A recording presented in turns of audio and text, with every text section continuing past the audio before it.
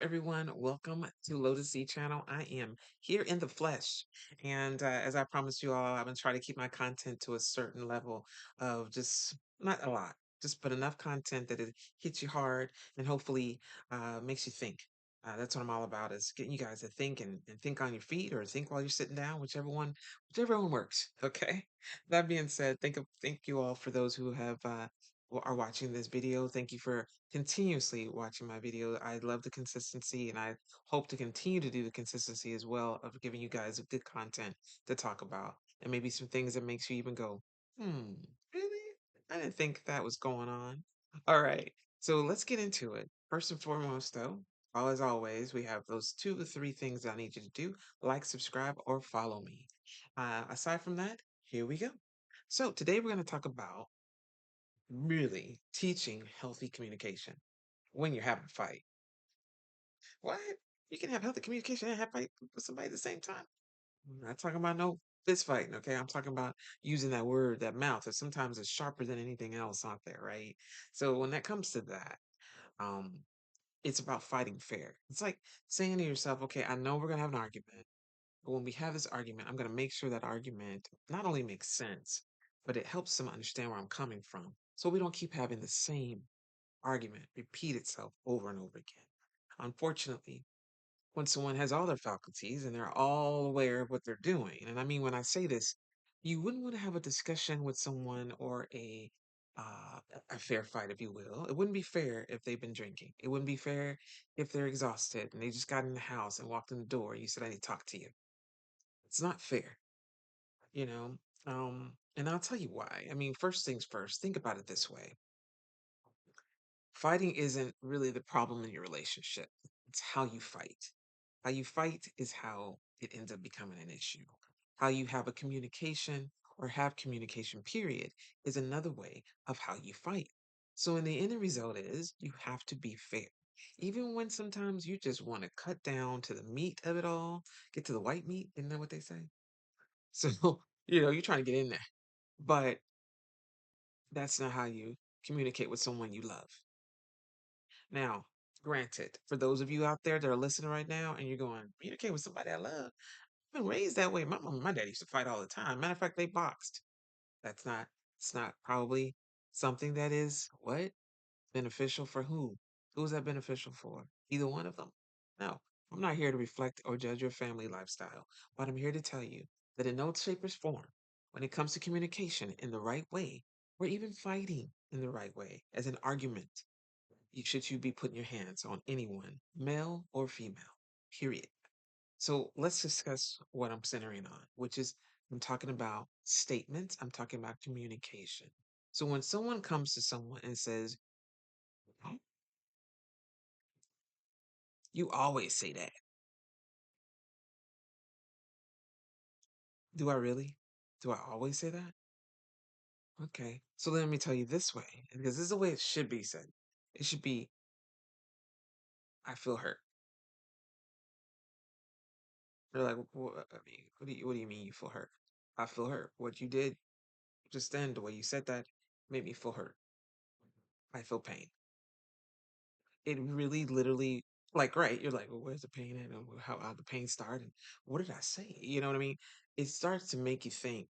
And then you're like, wait, I'm not just speaking poorly to this person that I love, but I'm doing it in a way that causes them pain.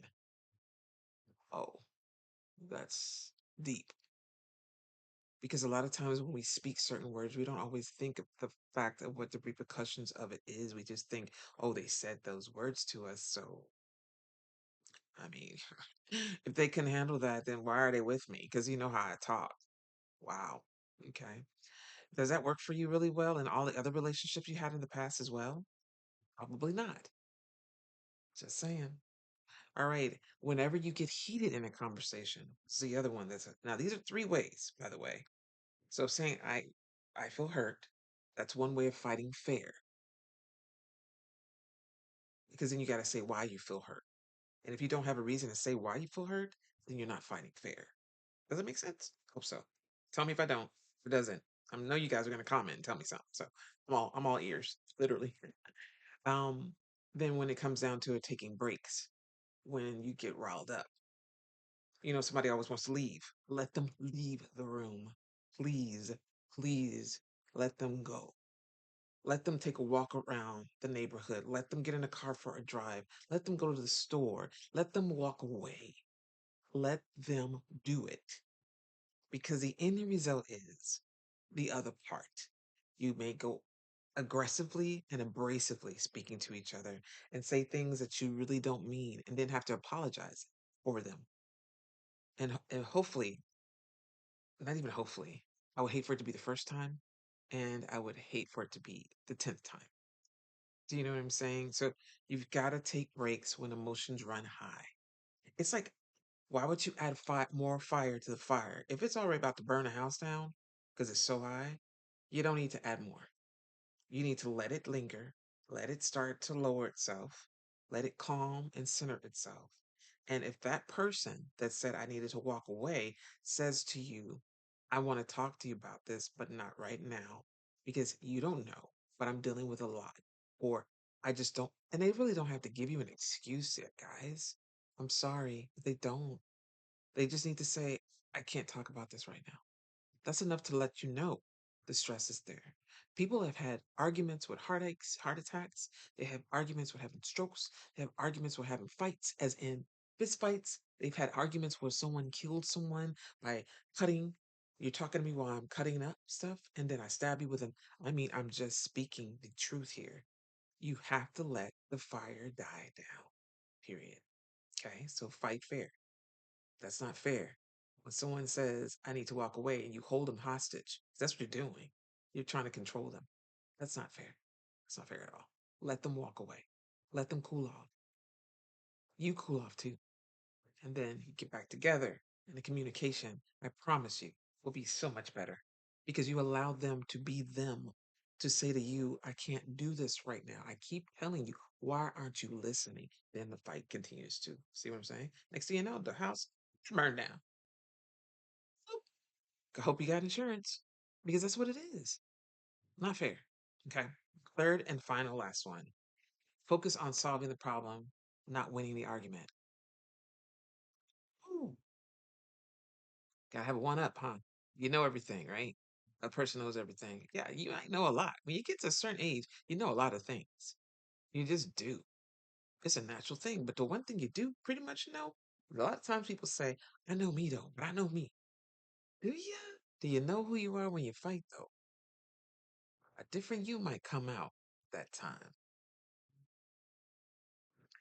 Again, you may have the biggest heart in the world, but there's are times when people want to debate and be the center of attention and want to be able to share their information because what they have to say is more important than yours. Again, not fair. Focus on solving the problem, not winning the argument. Okay. So healthy conflict, these are strong connections for you guys to, little tips for you guys so you can remember it to the next time when you have a conversation with someone, maybe whether it's in a relationship, because I'm all about the ships right here, relationship, leadership, or friendship, and you have that goes through. You go through that. All right, taking a lot of your time up is almost going on 9 minutes. I know everybody's like, "What? Denise used to go at least 15 or 20," but I think it's important that you all have your day back to you, and then at the same time, I give you these tips and tricks and all the things in between. So thank you again for what you do and how you do it, and keeping that light bright. I appreciate it, and showing up here because it really does mean a lot. It's all about the quality of the people who show up. Bye, guys.